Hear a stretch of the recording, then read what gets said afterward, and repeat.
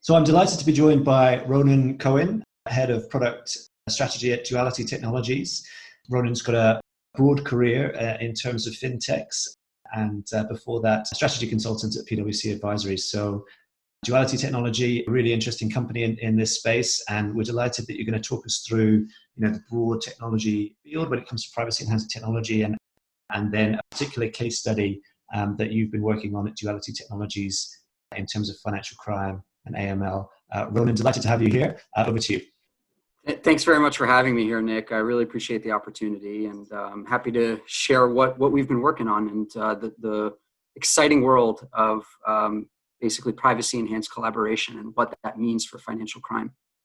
So what I'd like to go through today is basically the need for privacy-enhancing technologies in financial crime, talk about homomorphic encryption and our technology and how it helps solve that, and then today's world versus the future of financial crime when we can come together and securely collaborate. And so I think to start, it kind of goes without saying, but getting AML and getting other financial crimes right is really difficult because we have a lot of obstacles in our way. On the one hand, we need to extract the full value and insights from our data. We need to collaborate on it, analyze it, investigate it.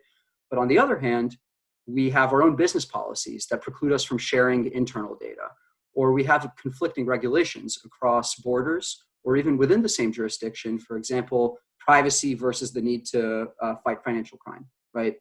And so finding that balance between leveraging your data but still complying with regulations, keeping business secrets secret, and keeping IP safe and secure is a really tough one. The way we do it is by leveraging a specific type of privacy-enhancing technology called homomorphic encryption and combining that with data science. So homomorphic encryption, you can basically think of it as encryption in use. What you could do is you could take your sensitive data or your sensitive models, you can encrypt them, but you can still analyze them. You can still apply machine learning models or AI models to them and extract insights. And what that enables you to do is collaborate with others on really sensitive information, your customer information, your transactions, so on and so forth, but still comply with regulations and keep a really high level of security and trust. What's also interesting about homomorphic encryption is that there's actually a very vibrant community around it. It's used already in the private sector, public sector, and even academia. There are existing industry standards to ensure a high level of security. There are technologies out there that are open source, so you can actually go in and look under the hood for yourself and validate the claims. But you can also see how it helps you comply with things like CCPA and GDPR, key privacy laws. And so we can actually deploy this technology in a few different ways, and each different way has pretty big implications for the world of financial crime. So just really briefly running through this. First, you could do secure data analysis. This is the ability to encrypt data and then apply models to that data, which is really useful, for example, when you're working with third-party vendors that might have a risk model, right? And you want to apply that to your really sensitive customer lists or transactions. Next is secure model deployment. What you can actually do with this is you could take a model that you've built, encrypt it, and deploy it while it's encrypted, which has really interesting implications for cross-border data analytics, right? Particularly with countries that have data residency or data localization laws. Third is secure data linkage. This is the ability to take different data sets, encrypt them, link them, and then analyze them in aggregate. Think of this as sort of data enrichment on steroids, and it's really useful for things like collaborative risk modeling. And finally, there's secure querying. This is the ability to build an SQL-like query, encrypt it, and deploy that against a third-party data set. This is gaining particular traction in investigations for AML and for fraud, as well as things like KYC. And as we get into our initiatives, I'll explain this a little bit further. So just want to sort of paint a picture of how this fits into the financial crime world, right? So again, today, we know that most financial institutions really can only see a quarter of their own customers' activity. And so what that means is that there's a lot of inefficiency throughout the process. Around 15% of customers drop out during the KYC process because it's overly burdensome. We also know that up to 75% of alerts are generated with missing or incomplete information, which yields those really high false positive rates that the industry suffers from. or in investigations. We know that they're highly manual and really difficult to do. And even when there are laws that enable collaboration between banks, for example, in the US, we have things like 314B, we see that response rates are under 30%, and it takes maybe 6 to 9 months to even get an answer. And so by that point, that money's gone, right? And the data is not even actionable. And so by leveraging privacy enhancing technologies, you can actually pick a place in your process where you're going to get the biggest bang for your buck and get a lot of ROI there, right? So for customer onboarding, reducing friction by working with your peers, right? So you can basically onboard faster and with less drop off. Or to improve risk rating and screening by getting a full view instead of that 25% view. Or reducing false positives in your TMS system. Or better alert triage or speeding investigations.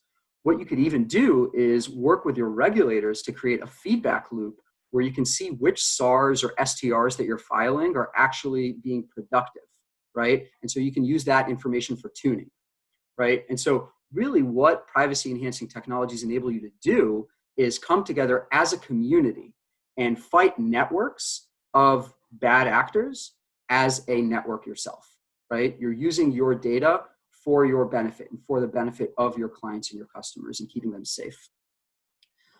So as I mentioned, we have been applying these technologies in different initiatives. We had the opportunity to work with a Big Five Canadian bank on their AML program and with a consortium of UK banks on their fraud program specifically, both focused on efficiency and effectiveness in investigations. And so what we found is that homomorphic encryption is ready for commercial use in the world of financial crime.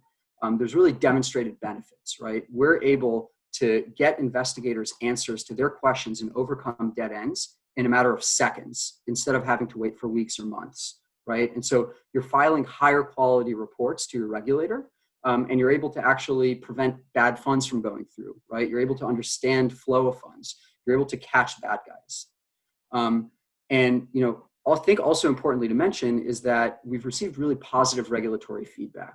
Regulators across the world are coming out both in words and in action in support of collaboration. We've seen them sponsor things like tech sprints and sandboxes, and really make mention of the power of collaboration. And so doing more and more of these initiatives helps everyone get comfortable with this type of technology and with information sharing, and makes the path for everyone a bit easier and a bit faster to get there. I just want to close out with maybe a few key takeaways. First is that secure information sharing offers real business benefits. Not only does it help you onboard faster and reduce false positives and speed your investigations, but it helps keep your customers safer, right? And helps keep the financial system safer. And so now is the time to look at your program and spot where you can identify areas of challenges and where you can get those quick wins. Next is that pets in general and homomorphic encryption specifically are ready for financial crime collaboration. So now is the time to get operationally ready, and look at your systems, look at your data, look at where you want to plug these into and what type of information you want to share. And then hand in hand with that, now is the time to speak to your regulators and your peers, right? Understand your regulators' view on information sharing, both your financial regulators as well as your privacy regulators, right? Because it's really important to balance both, as we said. And ensure that you have peers, again, both internally, it could be across a jurisdiction or even a business line, as well as externally that you can work with together to draw out these benefits and prove those use cases that we were talking about earlier. Thanks, Ronen. Can we go back a slide and just on those case studies that you'd talked through? Fantastic. Perhaps for the Canadian bank example, could you talk us through, exactly what the use case was, what was being shared, what information was being preserved in terms of privacy? Can you give us a bit more insight there? Great question. So the initial goal of this work was really focused on AML investigations, okay? And the idea was both to look at cross-institution collaboration as well as intra-institution collaboration. So working across borders, for example. And really, when you're doing AML, some of the key questions that you're asking is, what is the source of the funds? What is the use of the funds, right? So to that end, the types of data that was shared and the types of queries that were shared were to basically figure out things like beneficial owners, account owners, flow through of funds, for example, things like structuring and networks of bad actors. So the type of data that was shared was, account data, transaction data, for example. Those are the things that were made available as part of this.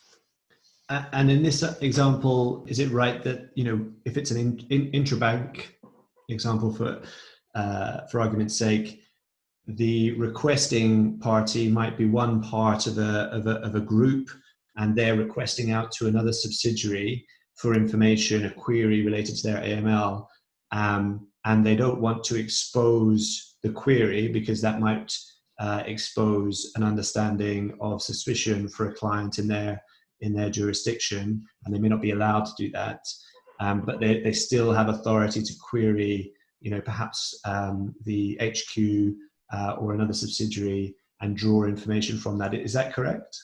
Yeah, that's right. So, it's really important to protect the privacy of your customers and of your transactions, right? Not only because you want to prevent tip-offs, but also, especially if this is inter-institution, you want to preserve competition too. You don't want to reveal who your customers are, right? And so what they're actually doing is exactly as you said. If you have a query, let's say for this transaction, where did the money come from, right? Or who is the beneficial owner of the account? You're encrypting the PII in that. So it could be the customer name, the account number, the transaction payment reference number, and you're still able to get an answer to that question automatically, right? And so you're creating this loop where you're preserving the privacy in the question, but also in the answer, right? And then going back to the regulatory piece of this, that's really why a lot of regulators are supporting this type of technology, because you're preserving privacy throughout the process, but you're not sacrificing on things like competitiveness, security, trust, and of course, regulatory compliance. Do you see growth in terms of opening up capabilities for information sharing that previously were not used because of regulatory or legal impediments, or do you see it really in improving the security and the privacy for existing information sharing gateways by really kind of providing that extra protection that privacy enhancing technology might offer? I think it's both, but privacy enhancing technologies gives you opportunities to do things that you could not do before, right? And so I think those are the more interesting opportunities. I mean, clearly, if you're already doing it today and you could do it more efficiently, there's a lot of value to that. But there are even places outside of financial crime that you can think about applying these for, data monetization or model monetization, for example, or for co-marketing, or even cross-border data analysis or collaborative risk modeling, right? Imagine being able to work with your peers to build a singular model that works on different data sets, right? How effective would you be with that world? Or if you're able to pool your data and run your models on top of that as a regulator, right? There are really interesting implications for really new and exciting operating models and ways of doing business that are enabled by this type of technology. And so personally, that's what excites me more. Although clearly the easier path is to take something that already exists and maybe improve on it. And so, I think that's probably step one, but, I like looking out into the future a little bit more. And I think that's the fun stuff. Thank you very much for sharing those case studies and talking us through the technology today. I'm sure that obviously our viewers will have a lot more questions, and hopefully this can inspire further interest in the topic. Thanks very much for the opportunity. Again, it's really an honor to be here. I hope that the audience finds this educational and exciting as I do. Fantastic. Thanks for your time, Ronen. Thanks. Take care. All the best.